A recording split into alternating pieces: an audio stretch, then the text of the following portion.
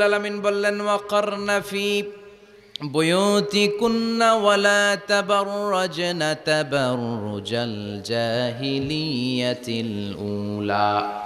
ও আমার বান্দারা, ও আমার বান্দিরা, তোমরা ঘরে অবস্থান করো, ঘর থেকে বের হবে না প্রয়োজন ছাড়া। আর জাহিলি যুগের নারীদের মতো নিজেদের সৌন্দর্যকে প্রকাশ করে বের হবে না। কথাটা কার? বলো, কথা কার? আল্লাহর বাণী। আমার বান্দিরা, তোমরা ঘরে অবস্থান করবে, আর জাহিলি যুগের নারীদের মতো নিজেদের বিউটি, সৌন্দর্যকে এক্সপোজ করবে না, দেখিয়ে বেড়াবে না। ঘরের মধ্যে তোমাদের অবস্থান, তার মানে নারীর মূল আবাস কেন্দ্র হলো ঘর। পুরুষ থাকবে বাইরে, পুরুষ কাজ করতে যাবে, চাকরি করতে যাবে, সমাজে নেতৃত্ব দিতে যাবে, রাতের বেলা বিশ্রামের জন্য ঘরে আসবে। আর নারী সারাদিন সারা সময় ঘরে থাকবে, ডাক্তারের কাছে যাওয়ার জন্য ঘরের বাইরে যাবে, জরুরি প্রয়োজনে ঘরের বাইরে যাবে, ঠিক কিনা? তাহলে ঘরটা বেসিক্যালি নারীদের, ঘর নারীদের দখলে, আর বাহিরটা আমাদের দখলে। এটা হচ্ছে আল্লাহর দেয়া সিকোয়েন্স। সুবহানাল্লাহ পড়ে। কিন্তু নারীরা এখন ঘর থেকে বাইরে বেরোতে শুরু করেছে। আল্লাহ সিকোয়েন্স দিলেন নারী থাকবে ঘরে, পুরুষ বাইরে। আমরা উল্টায় ফেলছি, এখন আমরা থাকি ঘরে, নারীরা চলে গেছে বাইরে। এজন্য জ্বালা যন্ত্রণা ফ্যামিলির ভিতরে বেশি না কম?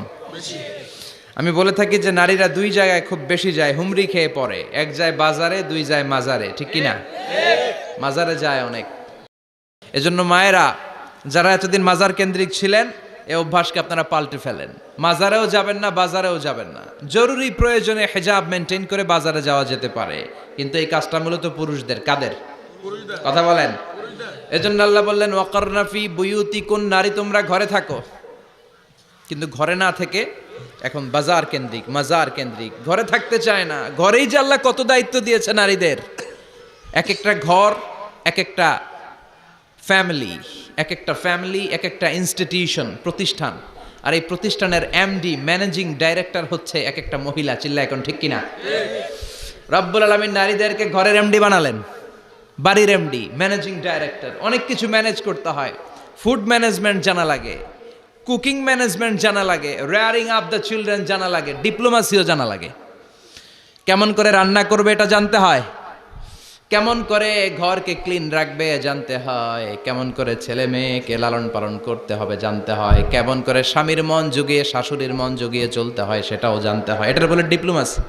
কূটনৈতিক জ্ঞান না থাকলে আরেক বাড়ির মাইয়া নতুন এক বাড়িতে যাইয়া সবার সাথে মিলেমিশে চলতে পারে? কথা কন। তো আপনার ডিপ্লোমেসি জানা লাগে, আপনার food management, cooking management, washing management, rearing up the children, চিলড্রেনদেরকে কিভাবে বড় করতে হয় এটা জানতে হয়। তো এত দায়িত্ব ধুইয়া, আপনার ম্যানেজিং ডাইরেক্টরের দায়িত্ব ধুইয়া আপনি বাইরে যান কেন? কথা বলেন। এজন্য আল্লাহ বললেন ওয়াকারনা ফি বুয়ুতিকুন্না, ঘরে থাকবা। ঘরে থাকলে ওই ঘরটারে বরকতময় করে দেয় কে? আল্লাহ। দেখবেন যেই ঘরে নারী থাকতে পারে না, ওই ঘরটা উস্কো খুস্কো, রুক্ষ, ভালোবাসার ছোঁয়া নাই। ওই ঘরের মধ্যে মাধুর্যতা নাই, প্রেম নাই, মমতা নাই, সব কেমন যেন অগোছালো। কারণ নারীর হাত পেলে একটা ঘর যেরকম সুন্দর হয়, নারীর হাত না লাগলে ঘরটাকে ওই রকম সুন্দর করে সাজানো যায়। মাঝে মাঝে আমরাও ঘর গুছাই, মাঝে মাঝে আমরাও ঘরকে পরিচ্ছন্ন করতে চাই, কিন্তু মেয়েরা যেমন করে সাজায় আমরা তেমন করে পারি নাকি? কথা কয় না? কথা বলেন। পারি। আমরাও মাঝে মাঝে রান্না করি, মহিলা রান্না করলে যেই স্বাদ হয় আমাদেরটা ওইটা হয়। কথা বলেন। এজন্য আল্লাহ বললেন ওয়াকারনা ফি বুয়ুতিকুন্না, ঘরে থাকবা। পুরুষরা থাকবে বাইরে, তোমরা প্রয়োজনে বাইরে যাবা। আর পুরুষরা রাত্রি বেলায় বিশ্রামের প্রয়োজনে ঘরে আসবে। কার কথা? কার কথা? আবার আল্লাহ নারীদেরকে বললেন চোখ নামাও, আমাদেরকেও বললেন চোখ নামাও, তাদেরকেও বললেন চোখ নামাও। ওয়াকুল্লিল মুমিনাতি ইয়াগদুদনা মিন আবসারিহিন, ও নবী নারীদেরকে বলেন তারাও যেন পরপুরুষ দেখলে চোখ নামিয়ে রাখে। ওয়া ইয়াহফাজনা ফুরুজাহুন্না, তারা যেন তাদের প্রাইভেটসকে হেফাজত করে। ওয়ালা ইউবদিনা জিনাতাহুন্না ইল্লা মা যাহারা মিনহা, দেহের সৌন্দর্য যেন বের না করে দেয়।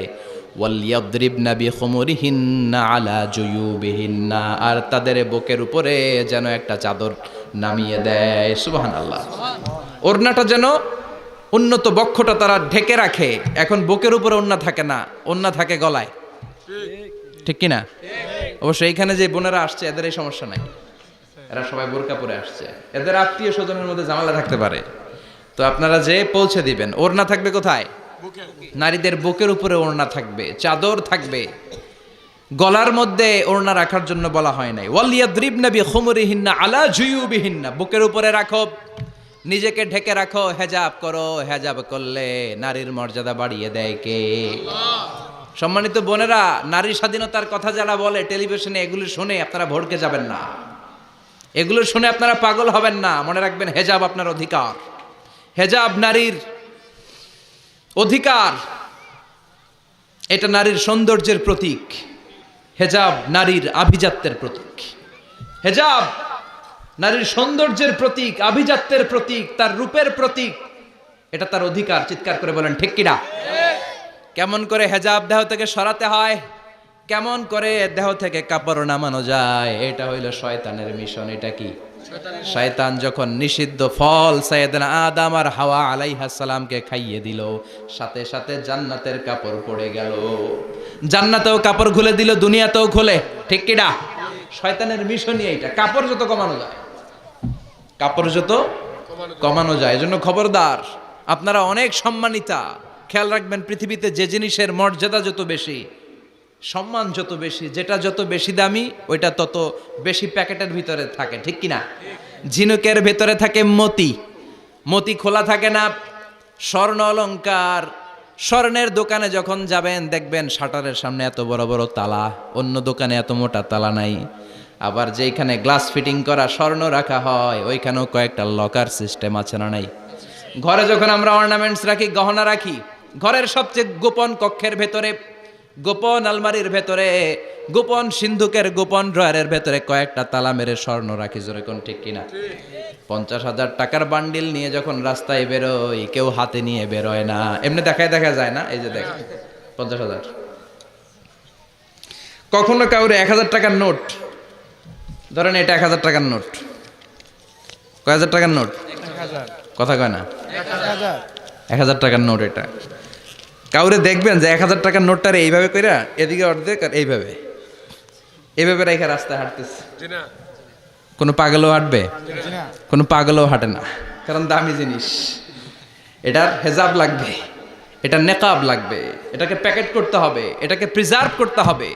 এজন্য যে নারীরা হেজাব করে তারা কোনোদিন ইফটিজিং এর শিকার হয় না। চিল্লায় বলো ঠিক কিনা? হেজাব যারা করে তারা বিপদে পড়ে না, কারণ হেজাব পরলে এক একটা নারীকে জান্নাতের হুর পরীর মতো লাগে। ঠিক কিনা? সম্মানে মাথাটা নিচু হয়ে আসে, তাকাতে গেলেও ভয় লাগে। আল্লাহু আকবার! কি সম্মান আল্লাহ দিলেন! এজন্য আমার মায়েরা বোনেরা, আপনাদের সম্মান রব্বুল আলামিন হেজাবের ভেতরে রেখেছে। হেজাব হচ্ছে আপনার সিকিউরিটি। হেজাব কি? এটা আল্লাহর দেয়া আপনার জন্য সিকিউরিটি। আপনি আপনার সিকিউরিটিকে নষ্ট করতে পারবেন? এজন্য ইসলাম বলে, খবরদার, নারী যদি কোনো দূরের জায়গায় সফর করে, দূরের রাস্তায় সফর করে, নারী যেই তো সম্মানিত, একা একা কোনো নারী যেতে পারবে না। সিকিউরিটির দরকার আছে না নাই? বডিগার্ডের দরকার আছে না নাই? কেউ যখন বাংলার জমিন থেকে মক্কায় উমরা করতে যায়, মাহরাম পুরুষ না থাকলে তারে ভিসা দেয়, কারণ সম্মানিতা, বডিগার্ড লাগে। জানেন এটা? মাহরাম পুরুষ যদি না থাকে, এই মাহরাম হচ্ছে বডিগার্ড। মাহরাম পুরুষ না থাকলে উমরার ভিসা হয় না, হজের ভিসা হয় না, কারণ লম্বা সফর, আর যে সফর করবে সে সম্মানিতা। সম্মানিতা নারীর জন্য সিকিউরিটির দরকার আছে না নাই? বডিগার্ড লাগবে কি লাগবে না? কি সম্মান ইসলাম আমাদেরকে দিল বুঝলামই না আমরা। আপনাদেরকে প্রোটেক্ট করার জন্য, আপনাদের সিকিউরিটি এনশিওর করার জন্য আল্লাহ তাআলা হেজাবের বিধান দিয়েছে। চিল্লায় পড়েন সুবহানাল্লাহ। এজন্য নারীর সম্মান, নারীর মর্যাদা রব্বুল আলামিন হেজাবের ভেতরে দিয়েছে। আবার নারীর মধ্যেও হেজাবের তারতম্য আছে না নাই? যাদের বয়স বেশি তাদের হেজাব কম, যাদের বয়স কম তাদের হেজাব বেশি। সুবহানাল্লাহ, কি ব্যালেন্স! কিন্তু রাস্তায় দেখবেন নানির হাতে হাত মোজা, নানি নাতনি, নানির হাত মোজা আছে, পা মোজা আছে, গায়ে বোরকা আছে 2টা, সাথে ষোড়শী অষ্টাদশী তরুণী তন্নি যুবতী নাতনিটার বুকের মধ্যে কাপড় নাই, গলায় আছে ওড়না, আছে না নাই? তার মানে পুরাই উল্টা। দরকার ছিল নাতনির হাতে মোজা, পায়ে মোজা, 2টা বোরকা, নানির গায়ে কাপড় না থাকলেও সমস্যা নাই। হালকা কাপড় পরে নানি বের হইছে, সমস্যা নাই। কোন রকম চাদর গায়ে দেয়া নানি বের হয়েছে, সমস্যা নাই, কিন্তু নাতনির গায়ে বোরকার দরকার আছে না নাই? হাত মোজা পা মোজার দরকার আছে না নাই? মা মেয়ে বের হয়েছে, মায়ের গায়ে 2 বোরকা, হাত মোজা পা মোজা, মেয়ের গায়ে কাপড় নাই, হাফ নেকেট আছে না নাই? নানির দিকে তাকাবে কে? উনি তো এক্সপার্ট, উনি কি ডেট শেষ, কথা বলেন, কেউ তাকাবে? তাকাবে ওই ষোড়শী অষ্টাদশী তরুণী তন্নি যুবতীর দিকে, ঠিক কি না? এজন্য ইসলাম বলে খবরদার, হেজাব ছাড়া বের হওয়া যাবে না, নেকাব ছাড়া বের হওয়া যাবে না। বিশ্বনবী বললেন, মা তারাকতু মিন বাদি আদাররা আলার রিজালি মিনান নিসা, আমি চলে যাব কিন্তু আমার পরে আমার পুরুষ উম্মতদের জন্য নারীর চাইতে বড় কোনো ফিতনা আমি রেখে যাই নাই। আর বনি ইসরাইলের জামানায় সবচেয়ে বড় ফিতনা হয়েছিল নারীর ফিতনা, নারী কেলেঙ্কারি। এই জন্য নারীরা, বোনেরা, আপনাদেরকে সাবধান থাকতে হবে। নারীর ফিতনা বড় ফিতনা। নারী ভালো হলে সবচেয়ে ভালো, নারী খারাপ হলে নারীর চেয়ে খারাপ কেউ হতে পারে। এজন্য নারীদের জন্য আল্লাহ কিছু মডেল দিলেন। 6 জন নারীর জীবনীর কথা আমি রেকমেন্ড করি, সাজেস্ট করি যে 6 জন নারীর জীবনী মুখস্থ ঠোঁটস্থ অন্তস্থ থাকতে হবে প্রতিটা নারীর জন্য। আশা করি মায়েরা বোনেরা শুনছেন, আশা করি আপনারা কান লাগিয়ে শুনছেন, অনুধাবন করার চেষ্টা করছেন। আপনাদের জন্য 6 জন নারীর জীবনী পড়া অবধারিত। সংক্ষেপে বলবো, কয়জন? গুনেন। 1 নম্বরে হচ্ছে হাজার, উম্মে ইসমাইল, সৈয়দনা ইব্রাহিমের বউ, সৈয়দনা ইসমাইল আলাইহিস সালামের আম্মা, নাম হলো হাজার। আমরা বলি বিবি হাজেরা, আমরা কি কই? হাজেরা আছে না? এই প্যান্ডেলেও হাজেরা নামে 2-1 বোন থাকতে পারে। আসলে নামটা হচ্ছে হাজার। নামটা কি? হাজার। এই হাজার হচ্ছে আপনাদের 1 নম্বর মডেল। 2 নম্বর কুখ্যাত সন্ত্রাসী ফেরাউনের বউ আসিয়া আপনাদের 2 নম্বর মডেল। 3 নম্বরে ঈসা আলাইহিস সালামের আম্মা মারিয়াম আলাইহিস সালাম আপনাদের মডেল। বিশ্বনবীর প্রথম বউ খাদিজা আপনাদের মডেল। বিশ্বনবীর একমাত্র কুমারী বউ মা আয়েশা আপনাদের মডেল। আর বিশ্বনবীর কলিজার টুকরা সাইয়্যিদাতুনা ফাতিমা আপনাদের জন্য মডেল। সুবহানাল্লাহ। কয়জন? 6 জন। জোরে বলেন। 6 জন। ফাতিমা রাদিয়াল্লাহু তাআলা আনহা বিশ্বনবীর কলিজার টুকরা। চাচাতো ভাই আলীর সাথে বিয়ে হলো। আলী যখন প্রস্তাব দিল ফাতেমার কাছে, যে বলে, ও ফাতেমা রাজি আছো কিনা? চুপচাপ, কথা কয় না। বিশ্বনবী বুঝলেন রাজি, 2 জনকে বিয়ে পড়িয়ে দিলেন। বিয়ে পড়িয়ে 2 জনকে দাঁড় করিয়ে দিয়ে বিশ্বনবী অজু করলেন। অজু করার পরে সামান্য কিছু অজুর পানি ছিল, আলীর মাথার মধ্যে ছিটিয়ে দিলেন, বরকতের পানি।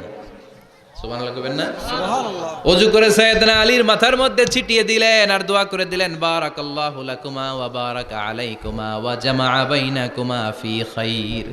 আল্লাহ তোমাদের 2 জনকে বরকত দিয়ে দাম্পত্য জীবন শুরু করার তৌফিক দান করুক।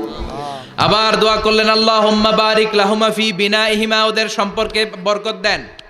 ওয়া নাসালিহিমা, শিবলিহিমা, ওদের গর্ভে যেই সন্তান আসবে এগুলোর শ্রেষ্ঠ সন্তান বানান। 1 বছরের ব্যবধানে ঘরটাকে আলোকিত করে প্রথম সন্তানের জন্ম হাসান। সুবহানাল্লাহ। হাসান রে বিশ্বনবী এত আদর করেছেন, বিশ্বনবীর কাছ থেকে এত আদর কেউ কোনোদিন পায় নাই। হাসান রে বিশ্বনবী ডাকতেন লুকা। বুখারীর বর্ণনা। শব্দটা কি? লুকা মানে পিচ্ছি। ছোট বাচ্চাদেরকে আপনারা কি কন? আরে পিচ্ছি তো আমি কইছি, আপনারা কি কন? নাগাইশে কি বলেন? বাচ্চা বলেন, বাবু বলেন, আর কিছু কি বলেন? আর কিছু নাই। তাহলে এই যে বাবু পিচ্ছি, হ্যাঁ, এই বাবু পিচ্ছি আরবি হচ্ছে লুকা। বিশ্বনবী ফাতেমার ঘরে এসে বলতেন, আইনা লুকা, পিচ্ছিটা কই রে? আমার হাসান কই, আমার নানা ভাই কই? আর বিশ্বনবীর আওয়াজ শুনলে হাসান এসে বিশ্বনবীর কাঁধে, আল্লাহু আকবার।